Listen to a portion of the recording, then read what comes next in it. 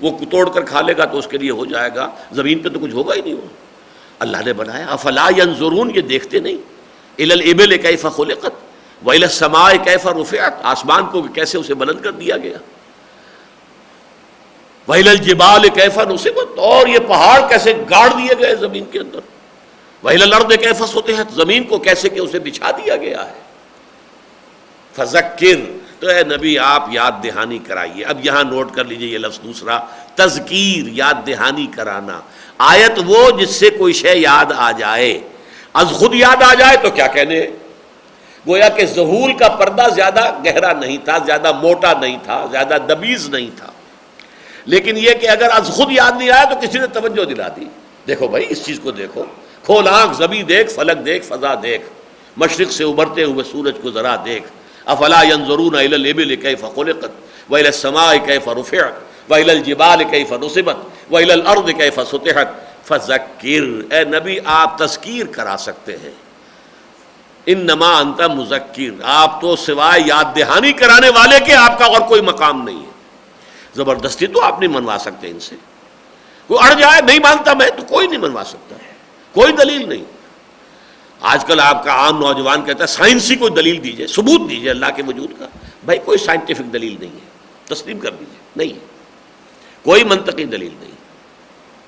کہنے کے ایک اچھا انداز یہ ہے کہ دلیل کی وہاں ضرورت ہوتی ہے جہاں دعویٰ جو ہے وہ کوئی پوشیدہ چھپی ہوئی شے ہو تو اس کو دلیل کے ذریعے سے واضح کیا جاتا ہے، جہاں دعویٰ از خود روشن ہو وہاں دلیل کیا لائی جائے گی۔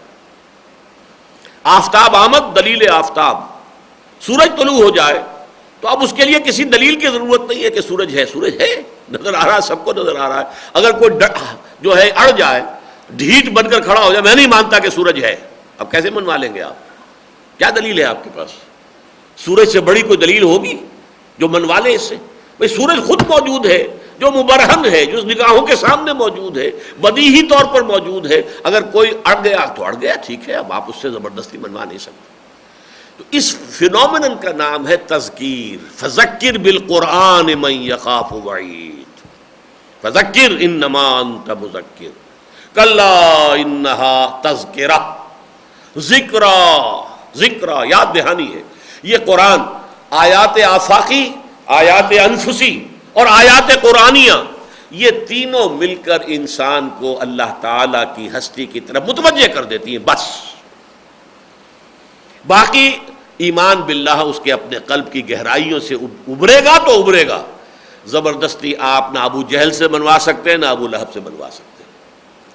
اس سے بڑی بات کیا ہوگی، جن کے روح انور کو دیکھ کر اللہ یاد آتا تھا، محمد الرسول اللہ صلی اللہ علیہ وسلم، لیکن یہ کہ ابو لہب اسے نظر نہیں آیا، اللہ یاد نہیں آیا تو محمد الرسول اللہ یاد نہیں کرا سکے اسے، ابو جہل کو یاد نہیں کرا سکے۔ وہ تو یہ کہ اندر سے ابھرے گا۔ ایمان باللہ کے لیے کوئی دلیل منطقی نہیں ہے، وہ تو فطرت کے اندر سے خود ابھرے گا، اگر تو ابھرے گا تو ابھرے گا، نہیں تو ظاہر بات ہے کسی منطقی دلیل سے منوایا نہیں جا سکتا۔ اب نوٹ کیجئے اگلا قدم جو ہے، لیکن یہاں سورہ بقرہ کی آیات میں نوٹ کر لیجئے کہ اس طویل آیت کے بعد جسے میں نے نام دیا ہے آیت الآیات، اتنی جو ہے آیات ایک کسی آیت میں پورے قرآن میں جمع نہیں ہے۔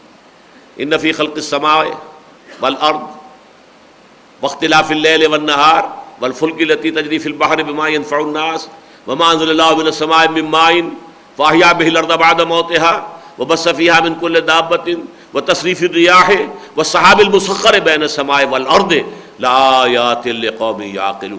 10 آیات، 10 نشانیاں اللہ کی ایک آیت میں جمع کی گئی، اسی لیے میں نے اس کا نام رکھا ہے آیت الآیات۔ اس آیت الآیات کے بعد جو آیت آ رہی ہے اس میں نقشہ کھینچ دیا گیا، وہ جو ہوش مند لوگ ہیں، عقل مند لوگ ہیں، اولو الالباب ہیں، عقل جن کی عقل حیوانی بھی ہے اور عقل انسانی بھی ہے، دونوں عقلیں موجود ہیں، چاق و چوبند ہیں، انہیں ان نشانیوں سے اللہ یاد آ جاتا۔ لیکن جب انہیں اللہ یاد آ جاتا ہے تو اب اصل شے کیا ہے، اب ان کا محبوب حقیقی اللہ بن جاتا ہے۔ اب اس کائنات کی محبت دل سے نکل جاتی ہے، کائنات اور اس کے تمام لوازم، یہ محبت تابع ہو جاتی ہے اللہ کی محبت کے۔ چنانچہ اگلی آیت کیا ہے، وَمِنَ النَّاسِ مَن يَتَّخِذُ مِن دُونِ اللَّهِ أَندَادًا يُحِبُّونَهُم كَحُبِّ اللَّهِ وَالَّذِينَ آمَنُوا أَشَدُّ حُبًّا لِلَّهِ۔ اللہ پر ایمان، اللہ کی معرفت حاصل ہونے کا جو نتیجہ نکلتا ہے وہ یہ ہے انتہائی شدید محبت اللہ کے ساتھ. باقی ہر شے کی محبت اس کے تابع ہو جائے، نیچے رہے. اولاد کی محبت بھی ہو، والدین کی ہو، وطن کی ہو، گھر کی ہو، جو بھی ہو، اور بھی کسی چیز کی محبت ہو، سب ہو، بیوی کی ہو، بیوی کے لیے شوہر کی ہو، ساری محبتیں اپنی جگہ صحیح ہیں، کوئی غلط نہیں ہے. لیکن اللہ کی محبت بالا تر، جس کو کہ پھر یوں سمجھیے کہ قرآن مجید کی آخری صورتوں میں جو سورہ توبہ ہے اس میں پھر کھول دیا گیا قُلْ إِنْ كَانَ آبَاؤُكُمْ وَأَبْنَاؤُكُمْ وَإِخْوَانُكُمْ وَأَزْوَاجُكُمْ وَعَشِيرَتُكُمْ وَأَمْوَالٌ اقْتَرَفْتُمُوهَا وَتِجَارَةٌ تَخْشَوْنَ كَسَادَهَا وَمَسَاكِنُ تَرْضَوْنَهَا أَحَبَّ إِلَيْكُم مِّنَ اللَّهِ وَرَسُولِهِ وَجِهَادٍ فِي سَبِيلِهِ فَتَرَبَّصُوا حَتَّى يَأْتِيَ اللَّهُ بِأَمْرِهِ وَاللَّهُ لَا يَهْدِي الْقَوْمَ الْفَاسِقِينَ. اے نبی ان سے کہہ دیجئے اگر تمہیں اپنے باپ، اپنے بیٹے، اپنے بھائی، اپنی بیویاں یا بیویوں کے لیے ان کے شوہر اور اپنے رشتہ دار اور اپنے وہ مال اسباب جو بڑی محنت سے کما کر جمع کیے ہیں اور اپنا وہ کاروبار یا اپنے پروفیشن جن کو اسٹیبلش کیا ہے بڑی محنت کے ساتھ اور جن کے کساد کا اندیشہ رہتا ہے، اور اپنے وہ محل، وہ حویلیاں جو تعمیر کی ہیں بڑی محبوب ہیں، اچھی لگتی ہیں، اگر یہ چیزیں محبوب تر ہیں اللہ سے اور اللہ کے رسول سے اور اللہ کی راہ میں جہاد کرنے سے، تو جاؤ ادھر بیٹھو، دفع ہو جاؤ، انتظار کرو اللہ فیصلہ سنا دے، یہاں تک کہ اللہ اپنے فیصلہ سنا دے. اور اللہ ایسے فاسقوں کو ہدایت نہیں دیتا. جہاں اللہ کی محبت ان میں سے کسی محبت کے تابع ہوئی اور آپ کے اوپر قرآن کا فتویٰ لگا آپ فاسق ہیں، نافرمان ہیں، آپ اللہ کے باغی ہیں، اگر اللہ کی محبت ان تمام محبتوں کے اوپر غالب نہیں ہے. اور اسی محبت کا تقاضا جو ہے یہ کہ اللہ کی راہ میں جہاد. اللہ سے محبت ہے لیکن اللہ کے دین سے محبت نہیں. اللہ سے محبت ہے، اس کے دین کو پامال دیکھ کر تمہاری غیرت جو ہے اس کے اندر جوش نہیں آتا. تمہیں ماں کی گالی کوئی دے جائے، اگر تمہارے جسم میں جان ہے تو جانے دیں گے اسے. اگر جان نہیں ہے تب بھی کم سے کم یہ ہے کہ آپ جو ہے آپ کا ایک سارے جسم کا خون چہرے میں آ جائے گا، آپ کھڑے کھڑے شاید لرزیں گے، صحیح تو ہوگا کم سے کم، اس لیے کہ جان نہیں ہے، آپ میں طاقت نہیں ہے، آپ اس کو کچھ نہیں بگاڑ سکتے. لیکن یہ کہ اللہ کے دین کے ساتھ جو ہو رہا ہو اس کو آپ دیکھیں اور آرام سے سوئے پاؤں پھیلا کر، کوئی فکر ہی نہیں، کوئی افسوس ہی نہیں، کوئی رنج ہی نہیں، کوئی صدمہ ہی نہیں، تو معلوم ہوا کہ ایمان نام کی کوئی شے نہیں ہے. اللہ کی غیرت اور حمیت آپ کے اندر ہے ہی نہیں. کہ غیرت نام تھا جس کا، گئی تیمور کے گھر سے ختم ہوئی.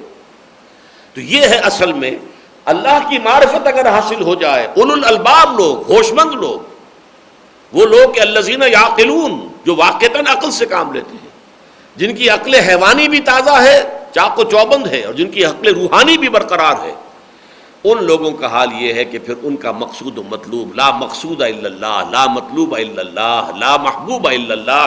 پھر یہ ہے ایمان کی حقیقت. اب آ جائیے پھر سورہ آل عمران کی اب نیکسٹ آیت. پہلی بات ہم نے یہ سمجھ لی کہ جو اصل ایمان ہے، جڑ کا ایمان ہے، بنیادی ایمان ہے، ایمان باللہ، وہ کسی دلیل سے نہیں ہے، کوئی منطقی دلیل اس کے لیے نہیں ہے، کوئی سائنٹیفک آرگومنٹ اس کے لیے نہیں ہے. اس کے لیے تو فطرت، اندر آپ کے قلب کی گہرائی، آپ کی روح کی گہرائی میں وہ جو معرفت ودیت کی گئی ہے اور وہ جو محبت الہی رکھی گئی ہے، اگر اوپر کے پردے جو ہیں اس پر سے ہٹیں گے اندر ہی سے برآمد ہوگا. اس کو برآمد کرنے کی کوشش ان آیات کے ذریعے سے ہے، آیات آفاقیہ، آیات انفسیہ، وفی انفسکم افلا تبصرون، اور نمبر 3 آیات قرآنیہ.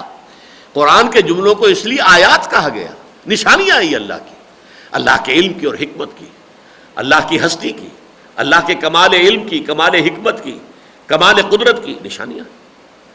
لیکن اب جن لوگوں کا معاملہ یہ ہے کہ انہیں معرفت خداوندی حاصل ہو گئی اور اس کے ساتھ جوڑ لیجئے، اور اب ان کے نزدیک مطلوب حقیقی، محبوب حقیقی، مقصود حقیقی اللہ کی ذات ہے.